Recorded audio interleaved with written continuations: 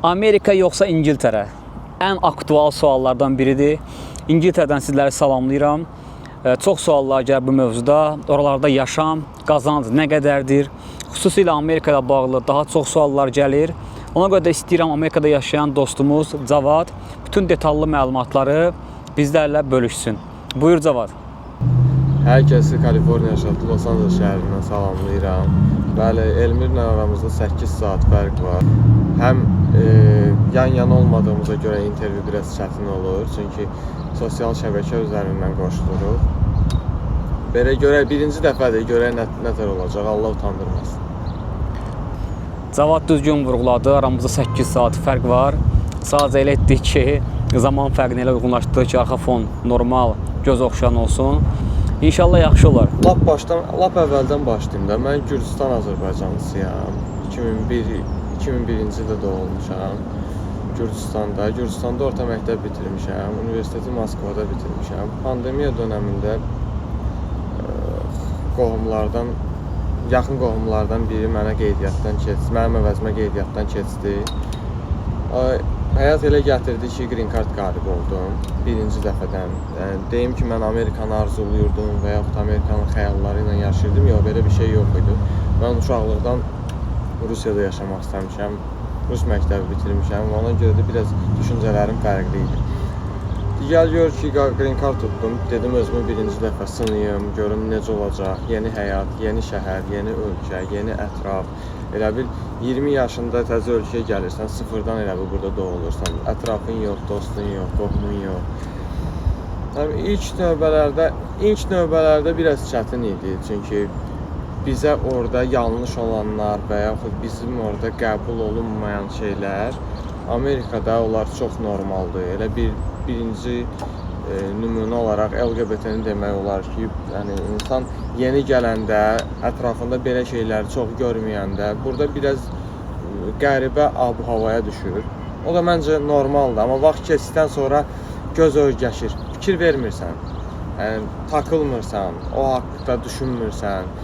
Amma ancaq yeni gələndə özün üçün belə fikirləşirsən, deyirsən ki, insan özünü niyə bir eləsin və yaxud, yəni bizə görə səhvdir da, düzdür. İnsan öz-özündə fikirləşir, nə bilim, sonra biraz yeni gələn insanların hamısı konvertasiyayı çox sevir. Konvertasiya nədir? Yəni ki, öz ölkəvin puluna, buranın pulunu çevirirsən də. Tutalım ki, burada gedirsən, siqaret alırsan 17 dollara, onu vurursan Gürcüstan larisinə, görürsən ki, 45 lar edir. Deyirsən, uy da, dəhşət da, yəni nə baha.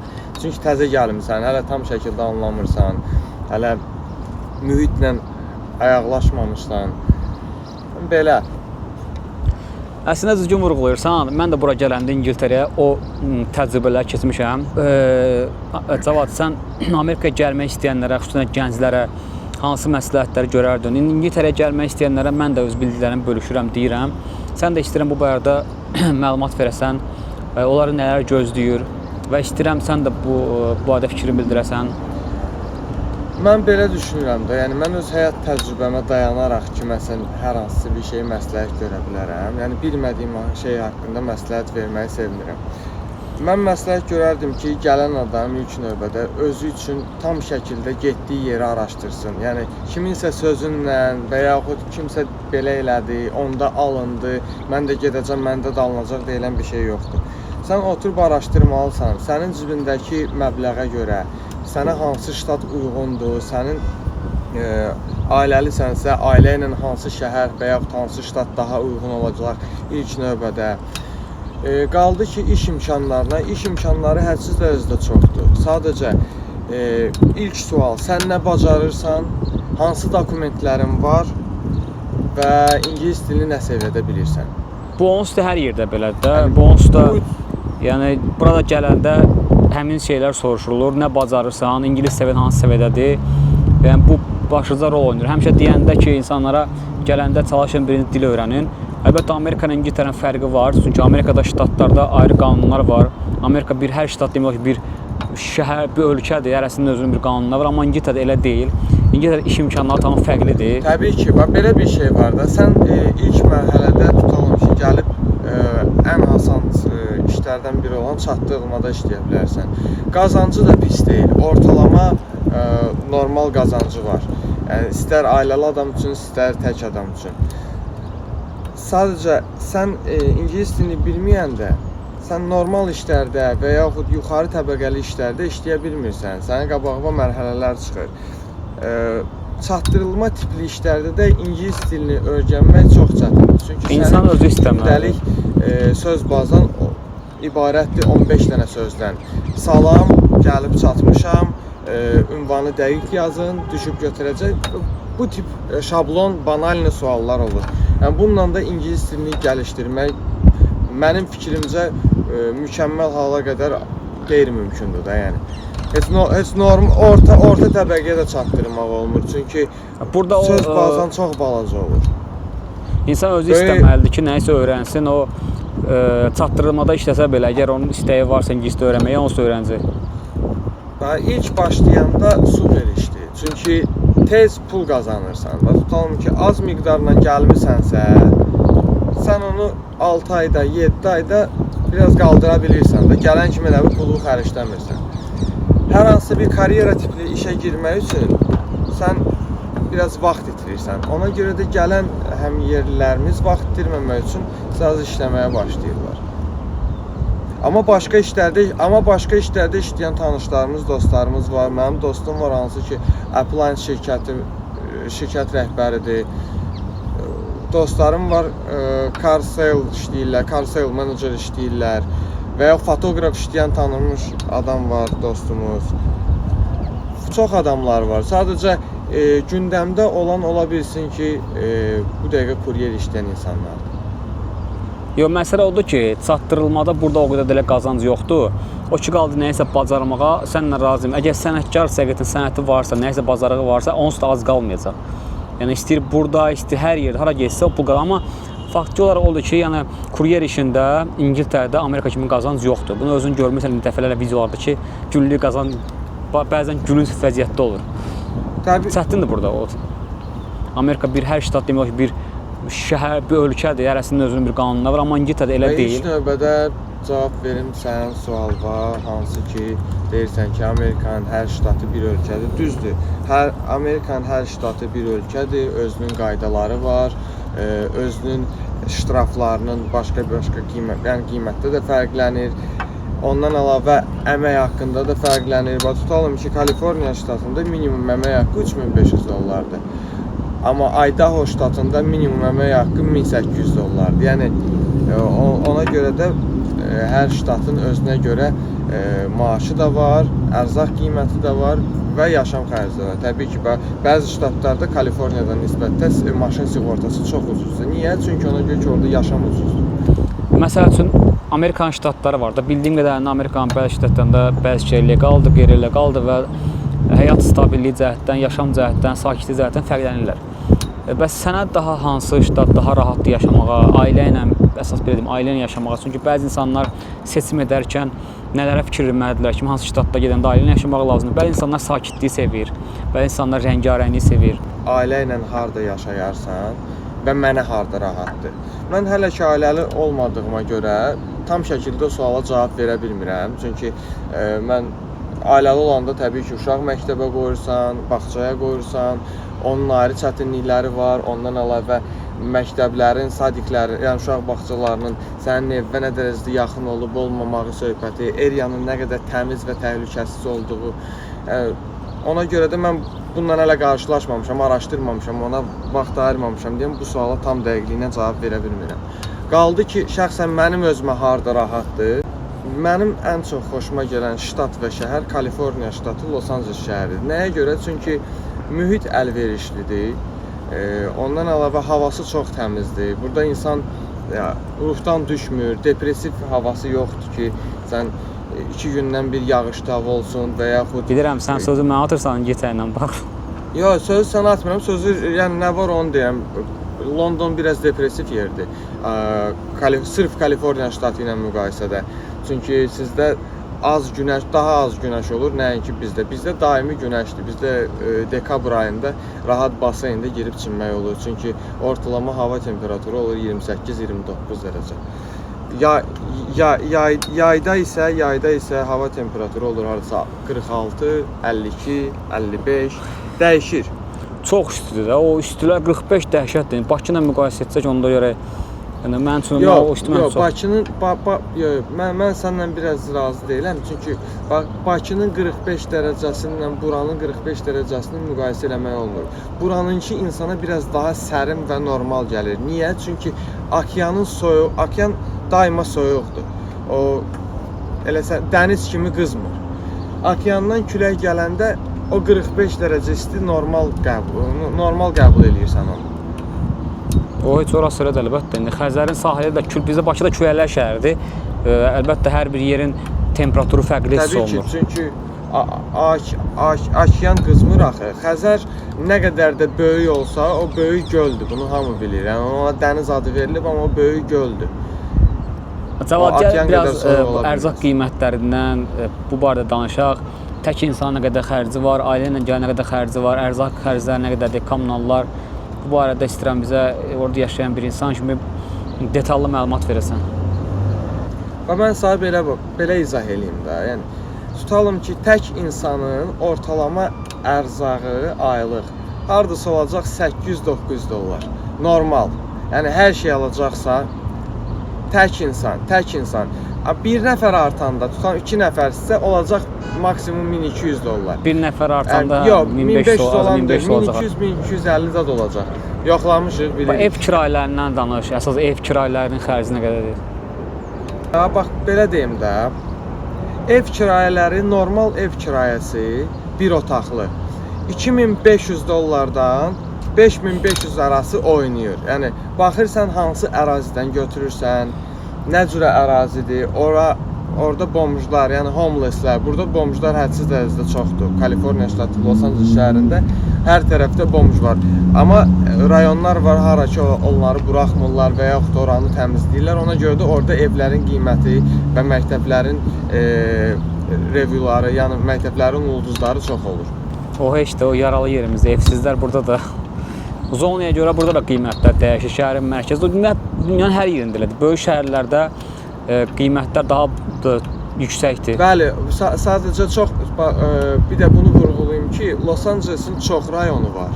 Çox rayonu olduğuna görə hər rayonun özünə görə də özünün downtown ərazisi var və yaxud bizim dildə desək o özünün sentri var. Gözəl yer yəni ona görə tam şəkildə qalxıb demək olmur ki, tutalım ki, mən Hollywoodda yaşayıramsa qalxım deyim Los Angeles'in sentrində yaşayıram.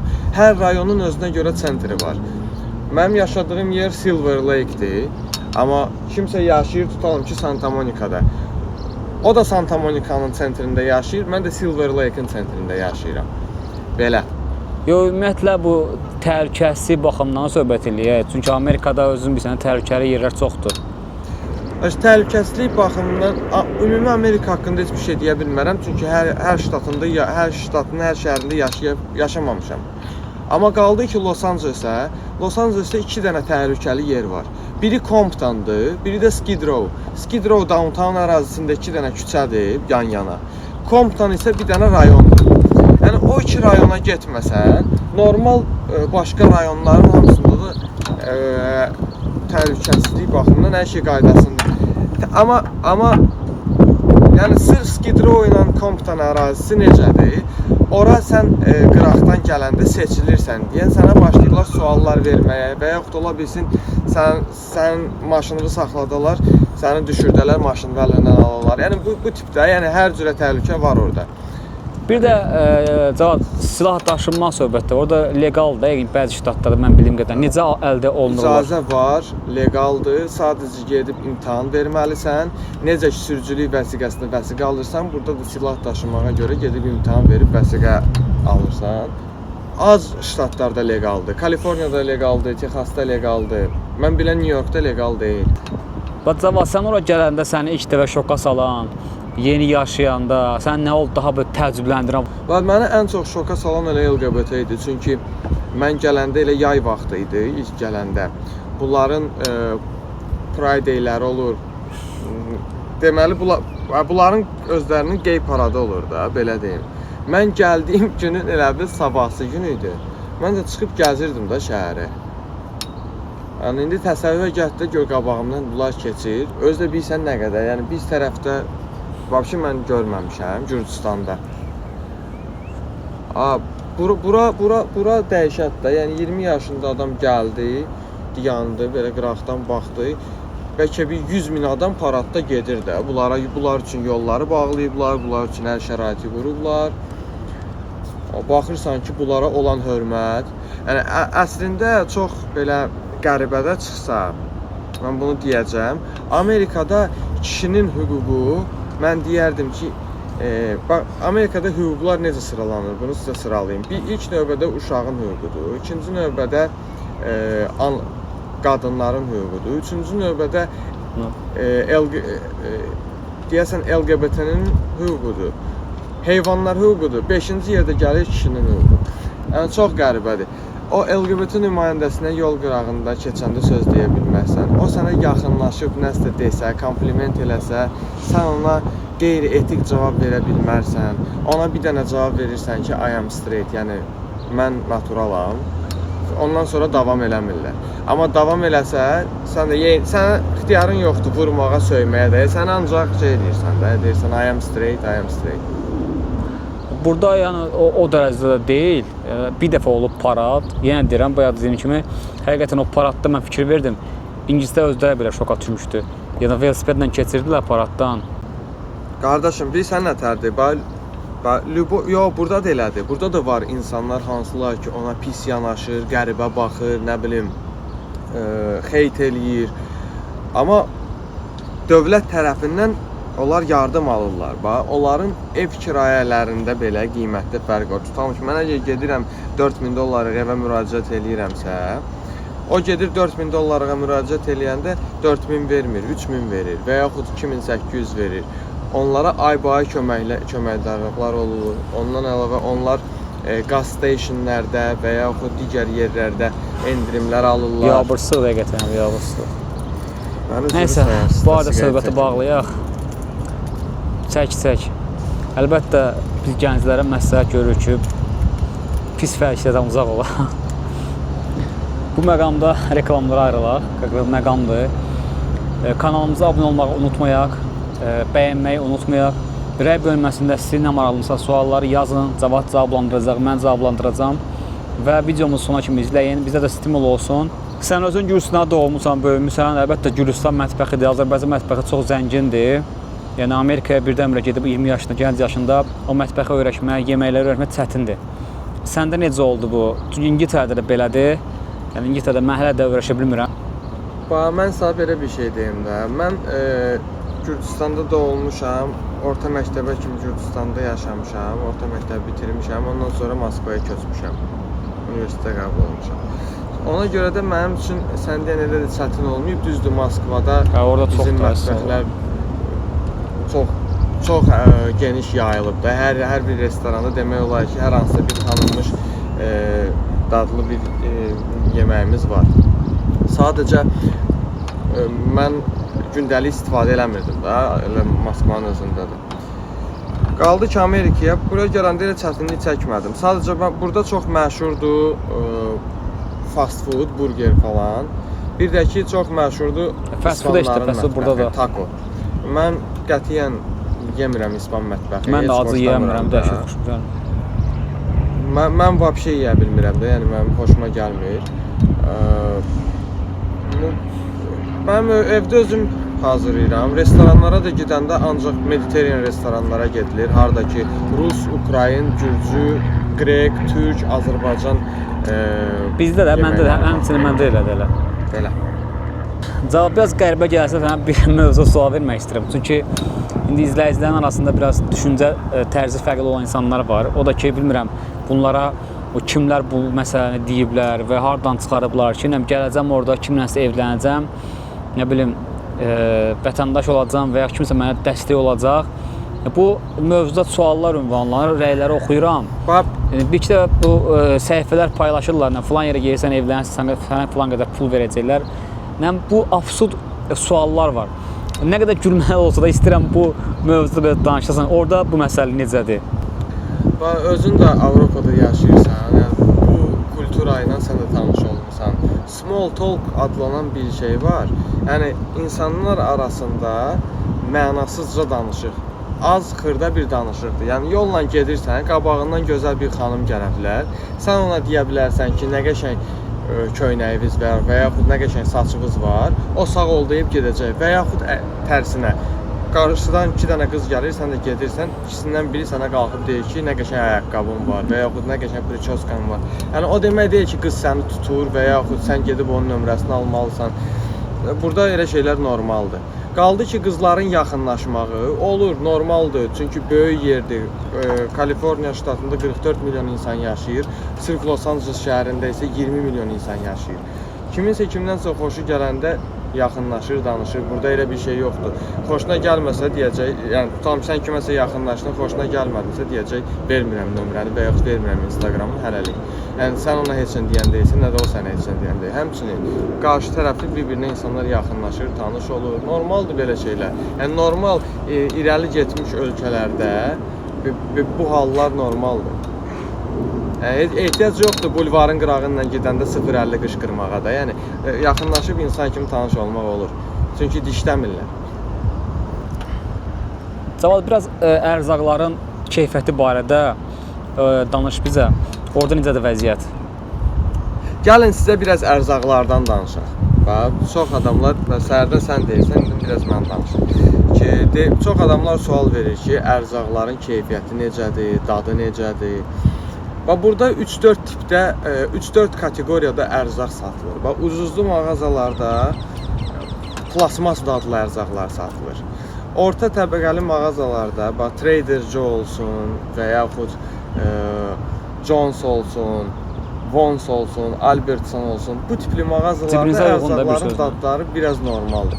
Bundan da dadlı istəyirsinizsə, Kaliforniya ştatında Jelson, Pavilion, Erewhondan gedib ərzaq alsaz və yaxud Costco'dan biraz orada bahadır, amma daha dadlıdır. Yəni həqiqətən də orqanik pomidoru olsun, orqanik xiyar olsun və yaxud hər hansısa bir başqa meyvə tərəvəz növü olsun, çox dadlıdır. Yəni əsl dadını verir. Və mən dünən yox, sırağa gün bir dənə sarı rəng qarpız aldım. İlk dəfə yoxlayırdım açığı. Bəli, sarı rəng. Üzdən eyni biz gördüyümüz qarpız kimidir, içdən sap-sarıdır. Çox şirindir. Mango dadı verir. Onun dadına baxarsan, bildiyin mango dadı verir. Burada da elədir. Burada da Tesco, Lidl və mağazalar var ki, orada məhsullar daha aşağı keyfiyyətdədir. Dad olaraq, amma bəzi mağazalar var ki, orada sən demiş, orqanik məhsulat satılır və hiss edirsən ki, qiyməti yüksək olsa da dadında fərq hiss olunur həqiqətən. Cavad, İngiltərədə 5-6-cı günlər iş vaxtı bitəndən sonra artıq istirahət günləri başlayır. Düşünürəm ki, orada da elədir, Avropada çox yerdə belədir. İngiltərədə pub mədəniyyəti deyilən bir şey var və insanlar asudə vaxtların işdən sonra artıq yığışırlar ailəvi publara. Söhbət edən kim, futbola baxan kim, yəni bunlarda artıq bir mədəniyyətdir. Hətta mən bir də paylaşmışdım, mənə dedilər ki, bəs niyə pozğunluğu göstərsən? Pub pozğunluq demək deyil, pub sözünü götürülüb. Yəni, insanlar orada yığışırlar, söhbət edirlər. Bəs Amerikada necədir? İlk sən başdan sual verdin ki, saat neçədən neçə işləyir Amerikanlılar. Normalda, yəni əksər cəmaat səhər saat 8-dən işləyirlər günorta saat 2-yə və yaxud 5-ə qədər. Yəni elələri var saat 8-də başlayır, 2-də bitirir. Elələri var səhər saat 10-da başlayır, saat 4-də və yaxud 5-in yarısı bitirir. Çünki bu vaxtlar yollar dolu olur, probkalar olur, hamı işdən çıxır. Qaldı ki, nə tip restoranlara gedilir. Burada hər tipli restoran var. Yəni 20 milyon insan olduqda bir şəhərdə hər tip mətbəx işləyir də. Yəni Asiya mətbəxi olsun, Meksika mətbəxi olsun və yaxud biz tərəflərin mətbəxi olsun. Hamısında da dolu olur cəmaət. Çünki 5-6 bazar hamı əylənir, hamı fan eləyir. Britaniya biraz elə deyil. Britaniya biraz turistik yerdir. İmmigrantlar da səndən o qədər çox deyil, nəinki Amerikada. Bura zaten immigrantlar ölkəsidir. Yəni burada 50 il bundan qabaq gələni də soruşursan, deyir immigrantam. 20 il bundan qabaq gələni də soruşursan, deyir immigrantam. Burada yerli cəmaət çox azdır. Yerli cəmaət qırmızı dərlilərdir. Onlar da Guinness Rekordlar kitabına düşüb 2 milyondular sayısı. Onu bilmirəm hansı restoranlara gedirlər. Amma normal cəmaət yoxdur. Aziya mətbəxi, Kaliforniyada Aziya mətbəxi çox üstünlük daşıyır. Hədsiz dərəcədə. hər yerdə Aziya mətbəxi var, hədsiz dərəcədə çoxdur və nə vaxt gedirsən normal Aziya restoranına görürsən ki, oçerit hədsiz dərəcədə çoxdur. Gəl belə bir şey də deyim də, bax, bizdən fərqli olaraq mən fikir vermişəm ki, bunlar restorana gedirlər sırf yeməyə yox. Bunlar restorana gedirlər danışmağa, söhbət eləməyə, bəli. Çünki bunların restoranda oturub yediklərinə qıraqdan baxıram. Biz tutalım ki, 3 dost getmişik, kababından tutmuş hər şeyinə kimi də, buğlamasına kimi sifariş verirsən. İndi buğlama biraz utriruyor, bura uyğun buğlamalarda, yəni bura uyğun hər şeyi sifariş verirsən. Baxırsan ki, qıraqdakı stolda oturur 5 nəfər, biri qabağında 2 dənə kokteyl içir, o birisi salat yeyir, bu birisi tort yeyir. Bunların restoranı bundan ibarətdir. Ancaq oturub danışırlar. Biz oturub yemək yeyib çıxırıq, bunlar hələ söhbət edirlər, salatı qurdalamıyor. Bizdə cavanlar yığışırlar, nərd, domino, hərəkət işində, gücündə. Yəni burada çöldə, barədə, tində, bucaqda oturan demək olar ki, yoxdur. Bax, burada sənin sözünə bir dənə qüvvət və mən canlı aparanda həmişə sual verirlər ki, bu nətər olur, deyirsiniz ki, Los Angeles'da 20 milyon əhali var, yollar bomboşdur, cəmaat yoxdur, niyə belədir, niyə görsənmirlər? Mən sizə belə bir şey deyim, burada az yaşlılar mütaliə gedir, bağçaya gedir. Orta yaşlılar məktəbə gedir, universitetdə oxuyan universitetdə oxuyur, işləyən işləyir, heç kim çıxıb yolun qırağında semiçka çıtlamır, heç kim domino oynamağa da naparnik axtarmır. Burada boş vaxtlarını necə keçirirlər? Gedirlər bilyarda, gedirlər golfa, gedirlər tenisə. Tenis oynaya-oynaya nəyləsə vaxt keçirə-keçirə nəsə də müzakirə eləyirlər. Sırf mənim özüm də bax, bugünkü gündə ətrafımda olan dostlarla, tanışlarla harasa çıxanda həmişə nəsə də mövzumuz olur. Mövzu sırf gedib yemək yeyib və yaxud mövzu gedib araq içmək deyil. Yəni ondan ibarət olmur. Nəyinsə çıxanda böhründə 5 dənə, 4 dənə plan olur ki, bunu da eləyək. Azərbaycan restoranları var Cavad sən olduğun şəhərdə, yoxsa necə? Kaliforniya ştatında, Los Angeles şəhərində Azərbaycan restoranı yoxdur. Gürcüstan restoranları var, Rus restoranları var və yaxud Ukrayna restoranları var. Amma ərəb də var, türk də var, amma Azərbaycan yoxdur. Azərbaycanlılar birincisi Los Angeles'da elə də çox deyirlər. Ortalama statistika ilə 13.000 ailədir. Yəni ümumən Kaliforniyada. Belə bir sual ünvanlamaq istəyirəm Cavad. Sənin işin daşınma, ümumiyyətlə metro, underground, overground, necədir Amerikada bu məsələlər? Rahatdırmı? Bax, ictimai nəqliyyat Kaliforniya ştatı Los İngiltərədə maşına ehtiyac olmur orada. Çox bərbaddır. Çünki buranın metro xəttləri çox qəribədir. Biz görmüşük ki, metro xəttləri bir-birinə toxumalı olsun da, yəni birindən birinə keçid olsun. Burada tutalım ki, Hollywood rayonunun özünün metrosu var. 12 stansiyadır. Hollywooddan başlayır, gedir, çatır downtown'a.